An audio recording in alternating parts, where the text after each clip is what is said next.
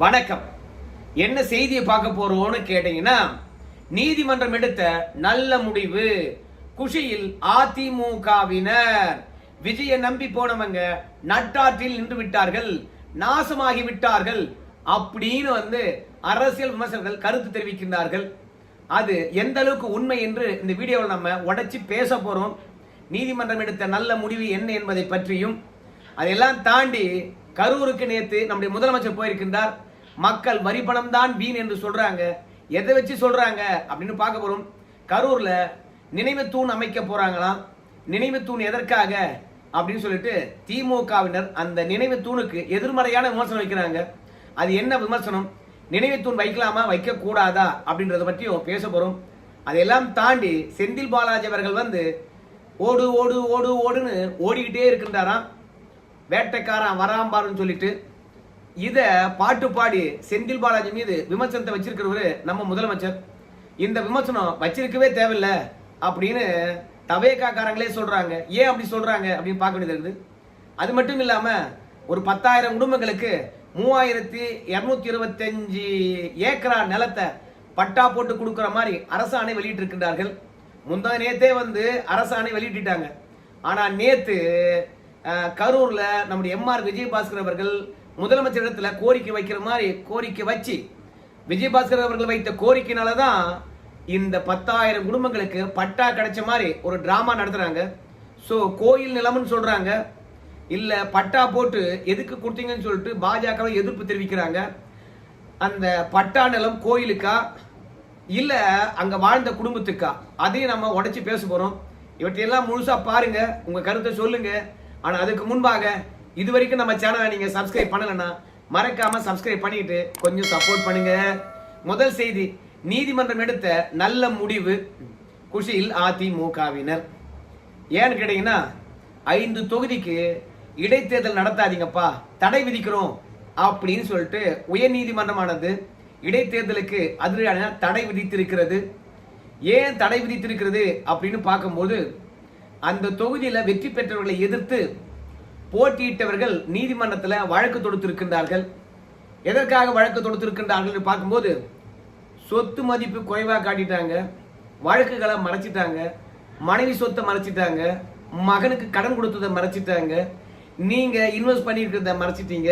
இப்படி பல்வேறுபட்ட தகவல்கள் மறைக்கப்பட்டிருப்பதனால இந்த வெற்றி செல்லாது அப்படின்னு அறிவிக்க வேண்டும் என்று சொல்லிட்டு இந்த 5 தொகுதியில் இருக்கக்கூடிய வெற்றி பெற்றவர்களை எதிர்த்து நின்றவர்கள் நீதிமன்றத்தை நாடி இருக்கின்றார்கள். இப்ப இந்த வழக்கு நடத்தப்பட்டு இந்த 5 பேரும் வெற்றி பெற்றது செல்லாதுன்னு சொல்லிட்டு கேஸ் போட்டாங்களே, அவங்க வெற்றி பெற்று விட்டார்கள் என்று அறிவித்தார்கள் என்றால், இடைத்தேர்தல் நடந்து இடைத்தேர்தலில் போட்டியிட்டு யாராவது ஒருத்தர் வெற்றி பெற்றார்கள் என்றால், தேர்தலில் நின்று வெற்றி பெற்றவர்கள் சட்டமன்ற உறுப்பினர்களா இல்ல கேஸ்ல வெற்றி பெற்றவர்கள் சட்டமன்ற உறுப்பினர்களா? யாரு சட்டமன்ற உறுப்பினர்கள்?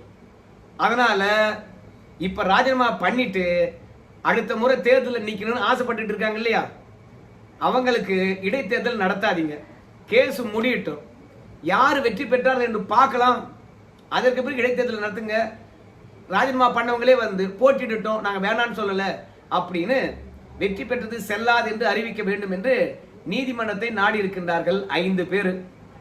ஆனா நம்முடைய தேர்தல் ஆணையம் என்ன சொல்லிச்சுன்னு கேட்டீங்கன்னா, ஏம்பா இந்த வழக்கை பற்றியான முழு விவரம் எங்களுக்கு கிடைக்கல, இப்பதான் இந்த வழக்கை பற்றியான டீட்டெயில் கொடுத்துருக்காங்க, நாங்க பதிலளிப்பதற்கு கால அவகாசம் வேணும் அப்படின்னு நீதிமன்றத்தில் சொல்லிட்டாங்க. அதே மாதிரி தமிழக அரசாங்கத்தின் சார்பில் என்ன சொன்னாங்க கேட்டீங்கன்னா, முதலமைச்சர் விஜய் அவர்கள் திருச்சி கிழக்குல ராஜினாமா பண்ண பிறகுதான் இந்த வழக்கே தொடுத்திருக்கிறாங்க. அதனால இந்த வழக்குக்கும் ராஜினாமா பண்ணதுக்கும் இடைத்தேர்தலுக்கு தடை விதிப்பதற்கும் சம்பந்தம் இல்லைங்க அப்படின்னு சொல்றாங்க.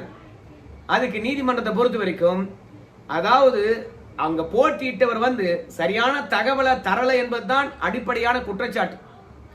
இந்த வழக்கு எப்ப வேண்டுமானாலும் பதியலாம், ஆனால் நீங்க சரியான தகவலை தந்திருக்கீங்களா இல்லையா அது மட்டும் சொல்லுங்க. ஏங்க ராஜினாமா பண்ணிட்டுங்க இந்த கேஸ் வரதுக்கு முன்பாகவே அப்படின்னு சொன்னீங்கன்னா இது ஏற்புடையது கிடையாது அப்படின்னு நீதியரசர் சொன்னார். அது மட்டும் கிடையாது, இந்த தொகுதி வெற்றி பெற்றமா இல்ல தோல்வி அடைந்துமா அந்த மேட்ரே கிடையாதுங்க. நாங்க அங்க சட்டமன்ற உறுப்பினராகவே இல்லைங்க, அப்புறம் நான் ஏங்க வந்து அந்த இடத்துல அந்த கேஸ் எதிர்கொள்ளணும் அப்படின்னு முதலமைச்சர் சார்பாக வந்து பாத்தீங்கன்னா கருத்து தெரிவித்தார்கள். உடனே நீதியரசரை பொறுத்த வரைக்கும் உன்னை எதிர்த்து நின்னால அவன் தோத்து போயிட்டான், நீ வெற்றி பெற்றதுனால ராஜினாமா பண்ணிருக்க. ஒருவேளை நீ கணக்கு வழக்கெல்லாம் சரியா காட்டியிருந்து நின்று வெற்றி பெற்றிருந்தா ஓகே, நீ தான் கணக்கு வழக்க சரியா காட்டலையே, அதனால நின்று இருக்கிற. தோத்துட்டியோ ஜெயிச்சுட்டியோ பதவி ராஜினாமா பண்ணிட்ட. ஆனா உன்னை எதிர்த்து நின்று போட்டியிட்டு உனக்கு எதிராக தோத்து இருக்கிறான், அவன் வெற்றி பெற்றதாக அறிவிக்க வேண்டும் என்று சொல்றான். ஆனால் இந்த வழக்கு எலிஜிபிள் தான். அதனால ஜூலை 31ஆம் தேதி வரைக்கும் டைம் தரும். சட்டமன்ற செயலாளர், மத்திய அரசாங்கம், தேர்தல் ஆணையம் இந்த 5 தொகுதியிலும் போட்டியிட்டு வெற்றி பெற்றவர்கள்லாம் வந்து விளக்கம் அளிக்க வேண்டும் என்று நீதிமன்றம் அதிரடியான உத்தரவை பிறப்பித்திருக்கிறது. இப்போ ஜூலை 31ஆம் தேதி வந்து யாரெல்லாம் ராஜினாமா பண்ணியிருக்காங்களோ அவங்க அத்தனை பேரும் விளக்கம் அளிப்பாங்க. இந்த விளக்கத்தை ஏற்றுக்கொண்டு இடைத்தேர்தல் நடத்தலாம் என்று நீதிமன்றம் உத்தரவிட்டால் உடனடியாக அதிமுகவினுடைய குதிரை பேர வழக்கு இருக்குது, தகுதி நீக்கம் செய்ய வேண்டும் ராஜினாமா பண்ணவங்கள அப்படின்ற ஒரு வழக்கு இருக்கிறது. அதனால ராஜினாமா பண்ணிட்டு யாரெல்லாம் இடைத்தேர்தல நின்று வெற்றி பெறலாம் என்று நினைச்சாங்களோ அவங்களுக்கு ஆப்பு. ஏன்னா இப்ப தொடுத்திருக்காங்கல்ல இந்த வழக்குல தடை விதிக்கவில்லை என்றால் அதிமுக வழக்கிலையும் தடை கேட்க மாட்டாங்க. அது மட்டும் இல்ல, இந்த வழக்குல தடை கொடுக்கலன்னு வச்சுக்கல, அதிமுக தொடுத்திருக்கின்ற வழக்கிலையும் தடை கொடுக்க மாட்டாங்க. ஆனால் இந்த வழக்குல தடை கொடுத்திருப்பதனால இவங்க விளக்கம் அளித்தாலும் இங்க தடை நீங்கினாலும் அதிமுக கொடுத்திருக்கின்ற அந்த 2 வழக்கிலும் தடை தொடரும். ஆக மொத்தத்துல இடைத்தேர்தலில் நின்று வெற்றி பெற்று தவேகாவுடன் கைகோர்த்து கட்டுக்கட்டா பணத்தை சம்பாதிக்கலாம், இல்ல பதவியில இருக்கலாம் என்று எண்ணி போனவங்களுக்கு நீதிமன்றம் எடுத்திருக்கின்ற முடிவு ஆப்பு. ஆனா அதிமுக துரோகம் பண்ணிட்டு அடுத்த அணியில போய் வெற்றி பெற்று சுகமா இருக்கலாம்னு நினைச்சாங்க பாரு, அவங்களுக்கு நீதிமன்றம் வைத்திருக்குது ஆப்பு. அது அதிமுக காரங்களுக்கு நல்ல செய்தி. அதனால அவங்க குஷியா இருக்கிறாங்க. அதிமுகவினரை பொறுத்த வரைக்கும் துரோகிகள் எங்கிருந்தாலும் ஒன்னும் வாழ்க்கையில முன்னேற முடியாது. ஆண்டவனும் ஒருத்தன் இருந்துகிட்டே இருக்கிறான், அவன் பார்த்துக்கிட்டே இருக்கிறான். அதனால தான் அவசர அவசரமா ராஜினாமா பண்ணிட்டு ஓடினாங்க. ஆனால் இடைத்தேர்தலுக்கு தடை விதித்து விட்டாங்க பாருங்க. 1963 1998 உச்ச நீதிமன்றமானது தீர்ப்பு வழங்கியிருக்குது. இந்த வழக்கு முடிகிற வரைக்கும் இடைத்தேர்தல் நடத்தக்கூடாது என்று சொல்லி இருக்கிறாங்க. அதனால தேர்தல் வழக்கானது எப்ப முடிவுக்கு வந்திருக்குது, 5 வருஷம் பொறுத்து கூட தேர்தல் வழக்கானது முடிவுக்கு வரும், 10 வருஷம் கூட பொறுத்து கூட வரும். அதனால அது வரைக்கும் ராஜினாமா பண்ணிட்டு தேர்தலை நடத்துவாங்கன்னு காத்திருக்காங்க தெரியுமா, அவங்களுக்கு எல்லாம் பெரிய ஆப்பு. அதிமுகவினருக்கு நீதிமன்றம் எடுத்திருக்கின்ற முடிவு நல்ல முடிவா போச்சு, அவங்க கொண்டாடுகின்றார்கள். ஏண்டா எத்தனை தொண்டை உன்னுடைய வெற்றிக்காக பாடுபட்டிருப்பான். அதிமுக ரெட்டலை இல்லைன்னா நீ வெற்றி பெற்றிருப்பியா? எடப்பாடியார் வந்து பிரச்சாரம் பண்ணலாம் வெற்றி பெற்றிருப்பியா? கட்சியிலிருந்து 20 கோடி ரூபாய்க்கு மேல கடன் வாங்கி கொடுக்கலனா நீ வெற்றி பெற்றிருப்பியா? எல்லாவற்றையும் கட்சியிலிருந்து அனுபவித்து வெற்றி பெற்று விட்டு உன்னுடைய சுயநலத்துக்காக ராஜினாமா பண்ணிட்டு போறேன்னா கடவுள் இருக்காங்க குமாரு அப்படின்னு சொல்ற மாதிரி தான் நீதிமன்றமானது இடைக்கால தடை வைத்திருக்குது. இது அதிமுகவினருக்கு குஷி. ஆனா ராஜினாமா பண்ணிட்டு காத்திருக்காங்க பாருங்க, அவங்களுக்கு கெட்ட செய்தி. அது மட்டும் கிடையாது, நம்ம முதலமைச்சரை பொறுத்த வரைக்கும் கரூருக்கு போனாரு. அப்படி கரூருக்கு போகின்ற பொழுது அவருக்கு பாதுகாப்புக்காக கிட்டத்தட்ட 6800 காவல்துறையினர் வந்து நியமிக்கப்பட்டிருந்தார்களாம். அதனால்தான் எந்த விதமான அசம்பாவதும் இல்லையாம். நம்முடைய முதலமைச்சர் கட்சி தொடங்கி கரூர்ல பிரச்சாரம் பண்ண போனார்ல, அந்த தருணத்துல இப்ப பாதுகாப்பு தந்த மாதிரி அன்னைக்கு பாதுகாப்பு தந்திருந்தாங்கன்னா அசம்பாவிதம் நடந்திருக்காது அப்படின்னு நம்ம முதலமைச்சர் அவர்கள் நேற்று பேசினாரு. இன்னைக்கு விழாவில் கலந்து கொண்டவங்க 5000 பேர் தான்.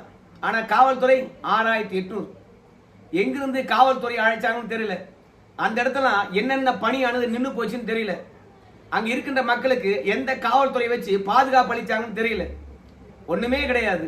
முதலமைச்சருடைய பாதுகாப்புக்கு ஒரு 2000 பேர் கூட போடலாம். 5000 பேர் கலந்து கொள்கின்ற அந்த கூட்டத்தில் 6800 காவல்துறையினர் பாதுகாப்பு பணியில் இருந்தாங்கன்னா மக்கள் வரி பணம் என்ன ஆவறது? மக்களுக்கு சேவையாற்றுவதற்கு இருக்குதா காவல்துறை, இல்ல முதலமைச்சருக்கு பாதுகாப்பு போறதுக்காக இருக்குதா? 6800 பேர்னா எந்த மாவட்டத்திலிருந்து எவ்வளவு பேரை கூப்பிட்டாங்க? அப்ப அங்கெல்லாம் பணியில எந்த காவல்துறை இருந்தாங்க? அப்புறம் பெண்களுக்கு பாதுகாப்பு எப்படி கொடுப்பாங்க? இல்ல சட்ட ஒழுங்கை எப்படி காப்பாற்றுவாங்க? ஸோ மொத்தத்துல நம்ம முதலமைச்சரை பொறுத்த வரைக்கும் ஒன்று நாம் தமிழர் கட்சி மாதிரி அவங்க தொண்டர்களை முதிர்ச்சிப்படுத்தணும். ஏன்னா அதிமுக இருக்கலாம், திமுக இருக்கலாம், நாம் தமிழர் கட்சியா இருக்கலாம், அவங்களுக்கும் தொண்டர்கள் வராங்க. ஆனா இவ்வளவு பாதுகாப்பு, இவ்வளவு காவல்துறை நியமிக்கப்படுறாங்களா? இவ்வளவு கண்ணியமா வந்து கண்ணியமா போறாங்க. ஏன் இவங்களுடைய தொண்டர்கள் கண்ணியமா வந்து கண்ணியமா போக மாட்டாங்களா? இவர் என்ன கொலை குற்றவாளியா? ஏன் இவரை பாதுகாப்பதற்கு 6800 காவல்துறையினர் ஒரே தருணத்தில் பணியில் அமர்த்தப்பட்டார்கள்? ஏன் ஒரு 2000 பேர் போதாதா? 5000 பேர் வந்து ஒரு கூட்டத்தில் கலந்துக்கிறாங்கன்னா அப்போ மக்கள் வரிப்பணம் தானே வீணு அப்படின்னு மக்கள் குற்றச்சாட்டு வைக்கிறாங்க. ஒன்னு, தொண்டர்களை வந்து பாத்தீங்கன்னா அரசியல் கூட்டங்களுக்கு அழைத்து வருகின்ற பொழுது எல்லாருக்கும் கிளாஸ் எடுத்து கூட்டு வரணும். எல்லா தருணத்திலும் இவங்க தற்கொலையாவே இருப்பாங்க. அரசு பணத்தை செலவழிச்சு காவல்துறை கொண்டு போய் நிறுத்தி நம்ம விஜயும் இந்த மக்களையும் பாதுகாக்கணுமா? இறந்து போயிட்டா வேற அரசு வேலை. உலகத்திலே வேற எவனும் வந்து தன் கூட்டத்துக்கு வந்து இறந்து போனவங்களுக்கு அரசு வேலை கொடுத்ததாக சரித்திரமே கிடையாது. விக்கிரவாண்டியில மாநாடு போடுகின்ற போது கூட செத்தாங்களாம். திருச்சியில வாகனத்தை பின்தொடர்ந்து வந்தவங்க கூட எதிரே வந்து வாகனத்துல மோதி செத்து விட்டான் ஒரு பையன். அன்பில் மகேஷ் பையாமணியெல்லாம் போய் ஹாஸ்பிட்டலே பார்த்து ஆறுதல் சொன்னாங்க, அப்படின்னு செத்து விட்டான். அந்த பையனுக்குலாம் என்ன கவர்மெண்ட் வேலை கொடுப்பாங்கன்னு தெரியல. மதுரை மாநாட்டில் 4 பேர் செத்து விட்டாங்களாம், அவங்களுக்குலாம் என்ன நிவாரணம் கொடுத்தாங்கன்னு தெரியல. அதனால காவல்துறை அளவுக்கு அதிகமாக குவிக்கப்படுவதாகவும் அதன் மூலமாக மக்கள் வரி பணம் வீணாவதாகவும் குற்றச்சாட்டு வைக்கிறாங்க. அதுக்கப்புறம் 2வது, நினைவு தூண் அமைப்பது தொடர்பாக பார்த்து விடலாம் என்று நான் நினைக்கின்றேன். ஏன்னா கரூர்ல உயிரிழந்தவர்களுடைய நினைவாக நினைவு தூண் அமைக்கப்படும் என்று முதலமைச்சர் நேற்று அறிவித்தாரு. அந்த நினைவு தூணுக்கு யார் காசு செலவு பண்ண போதுன்னு தெரியல. அரசாங்கமா இல்ல தமிழக வெற்றி கழகமா என்று தெரியல. மக்களுடைய வரி பணத்தை எவன் தொட்டாலும் விடமாட்டேன் அப்படின்னு சொன்னாரு. ஆனா நினைவு தூண் அமைப்பதற்கு மட்டும் மக்கள் வரி பணத்தை பயன்படுத்தலாமா? இது ஒரு ஊழல் இல்லையா அப்படின்னு பொதுமக்கள் கேட்கின்றார்கள். உங்களை பார்க்க வந்தாங்க, உயிரிழந்து விட்டார்கள். நீங்க வேண்டுமானால் கட்சி சார்பாக நினைவு தூணை அமையுங்க. அந்த நினைவு தூணானது உயிரிழந்தவர்களுடைய வலியை வெளிப்படுத்தட்டும். அது எச்சரிக்கையாக அடுத்தடுத்த தலைமுறைக்கு வந்து பாத்தீங்கன்னா உணர்த்தி கொண்டே இருக்கட்டும், விழிப்புணர்வை ஏற்படுத்தட்டும். ஆனா திமுக காரங்களை பொறுத்த வரைக்கும் நினைவு தூண் அமையுங்க வேணான்னு நாங்க சொல்லல. அந்த நினைவு தூணை பொறுத்த வரைக்கும் காயமடைந்தவர்களையும் உயிரிழந்தவர்களையும் விஜய் விட்டுட்டு ஓடினாரு அப்படின்னு நினைவுறுத்துமா? இல்ல இனிமே கூட்டம் இருந்தா நம்ம பாதுகாப்பா இருக்கணும், இல்லனா எப்படி கரூர்ல உயிரிழந்தார்களோ அப்படி உயிரிழந்து விடுவோம் அப்படின்றத ஒரு விழிப்புணர்வாக இந்த நினைவு தூணானது நினைவுறுத்துமா அப்படின்னு திமுக காரங்க கேக்குறாங்க. விஜய் அவர்களை பொறுத்த வரைக்கும் மனசாட்சியே இல்லாதவர்ப்பா. ஏன்னா அவரை பார்க்க வந்தவங்களை விட்டுட்டு ஓடினார் பாருங்க, தனியா பிளைட் எடுத்துக்கிட்டு. வருகின்ற எதிர்கால சந்ததியினர் மறக்கவே மாட்டாங்க. இந்த மாதிரி நினைவு தூண் வச்சீங்கன்னா கண்டிப்பாக மக்களும் மன்னிக்கவே மாட்டாங்க அப்படின்னு திமுக காரங்க சொல்றாங்க. ஏன்னா நம்முடைய விஜய் அவர்களை பொறுத்த வரைக்கும் அரசியலுக்கு வராத முன்னாடி அனிதா மரணத்தின் போது யாருக்கும் தெரியாம அனிதாவை நைட்ல போய் பார்த்தாராம். இல்ல அனிதா குடும்பத்தை போய் நைட்ல பார்த்து ஆறுதல் சொன்னாராம். தூத்துக்குடி துப்பாக்கி சூடு சம்பவம், அந்த தூத்துக்குடி துப்பாக்கி சூடு சம்பவத்துல பாதிப்படைஞ்சவங்கள நைட்டோட நைட்டா போய் பார்த்து ஆறுதல் சொன்னாராம். அந்த மாதிரி கூட வந்து தன்னை பார்க்க வந்தவங்க 41 பேர் உயிரிழந்திருக்கிறார்கள். அவர்களை பார்த்து அந்த குடும்பத்தை பார்த்து ஆறுதல் சொல்லிக்கலாம். விஜய் செஞ்சாரா? அப்போ எவனோ செத்தான் அப்படின்னு விட்டுட்டு ஓடினவர் இப்போ நினைவு தூண் ஏற்படுத்துகின்றாரா? அதுக்கான பணம் எங்கே அப்படின்னு கேட்கின்றார்கள். செந்தில் பாலாஜியும் அதுதான் கேள்வியா எழுப்புறாரு. ஓடு ஓடு ஓடு ஓடு வேட்டைக்காரன் வர்றான் பாரு, ஓடு ஓடுன்னு. கரூர் ஓனர் வந்து நம்ம ஆட்சி அமைதியிலிருந்து ஓடிக்கிட்டே இருக்கிறாருப்பா அப்படின்னு சொல்றாங்க. ஆட்சி அதிகாரத்தில் உட்கார்ந்துருக்கீங்க, ஓடுறவரை பிடிச்சி ஜெயிலில் போடலாம் இல்ல, போட முடியல, அப்புறம் என்ன? 2வது செந்தில் பாலாஜி கேட்கிறாரு, நான் ஓடனா இல்ல உன்னை பார்க்க வந்தவங்க உயிரிழந்து விட்டு பிறகு தனி பிளைட் எடுத்துன்னு ஓடினது நீயா அப்படின்னு சொல்லிட்டு எதிர்கால சந்ததியினர் உன்னை மன்னிக்கவே மாட்டாங்க அப்படின்னு செந்தில் பாலாஜி கலாச்சிருக்கிறாரு. 3வதாக கோயில் நிலத்தை எடுத்து 10,000 குடும்பத்துக்கு பட்டா போட்டு கொடுத்துருக்காங்க அப்படின்னு சொல்றாங்க. ஆனா நிர்மல்குமார் அவர்கள் என்ன சொல்றாருன்னா 1963ல இனாம் ஒழிப்பு அப்படின்னு ஒரு சட்டம் கொண்டு வந்தாங்க. அதன்படி யார் யாரு எந்த நிலத்துல எந்த முதலாளிக்கு வேலை பார்த்தாங்களோ அந்த நிலத்தை அவங்களுக்கே பட்டா போட்டு கொடுத்தாங்க. அந்த நிலம் திடீர்னு வந்து சில பேர் கோயில் நிலம் என்று உரிமை கொண்டாடினாங்க. சோ 63 ஆண்டு காலமாக அங்க வாழ்ந்த நாங்க அந்த இடத்த விட்டுட்டு ஓடணுமா? இது இனாம் சட்டம் மூலமாக எங்களுக்கு அந்த காலத்திலே பட்டா போட்டு கொடுத்தது. இந்த நிலத்தை எங்களுக்கு கொடுங்க அப்படின்னு சொல்லிட்டு கேட்டு அரசாங்கத்துக்கிட்ட போராடி இப்போ தாவேக அரசாங்கமானது பட்டா போட்டு கொடுத்துருக்குது. இப்போ என்ன சொல்றாங்க கேட்டீங்கன்னா, அது இனாம் நிலமெல்லாம் கிடையாது, அது கோயில் நிலம். அந்த கோயில் நிலத்துல தான் வந்து இத்தனை பேரையும் பயிர் வைக்கிறதுக்காக விட்டாங்க. இப்போ பயிர் வச்சுருக்கே நிலம் சொந்தம்னு சொல்லிட்டு பட்டா போட்டு கொடுக்குறீங்களே, நியாயமா இருக்குமா அப்படின்னு சொல்லிவிட்டு இந்து அறநிலையத்துறையில் இருக்கிற சில அதிகாரிகளும் பிஜேபியும் நம்முடைய ரங்கராஜ் பாண்டேவும் டிஆர் ரமேஷ் அவர்களும் கேள்வி கேட்கிறாங்க. ஆனால் நிர்மல்குமார் அவர்கள் என்ன சொல்றாங்க கேட்டீங்கன்னா, எப்பா அது கோயில் நிலம் கிடையாதுப்பா, 1963 வரைக்கும் தனிநபர் சொத்தாதான் இருந்தது. பல முதலாளி கிட்ட தான் இவங்கள வேலை பார்த்தாங்க. அந்த முதலாளி என்ன பண்ணிட்டான்னு கேட்டீங்கன்னா, இந்த இனாமா விட்டு வேலை பார்த்துருந்தாங்கல்ல, அந்த நிலங்களை கோயிலுக்கு எழுதி வச்சிருக்கிறான் போல இருக்குது அவன்.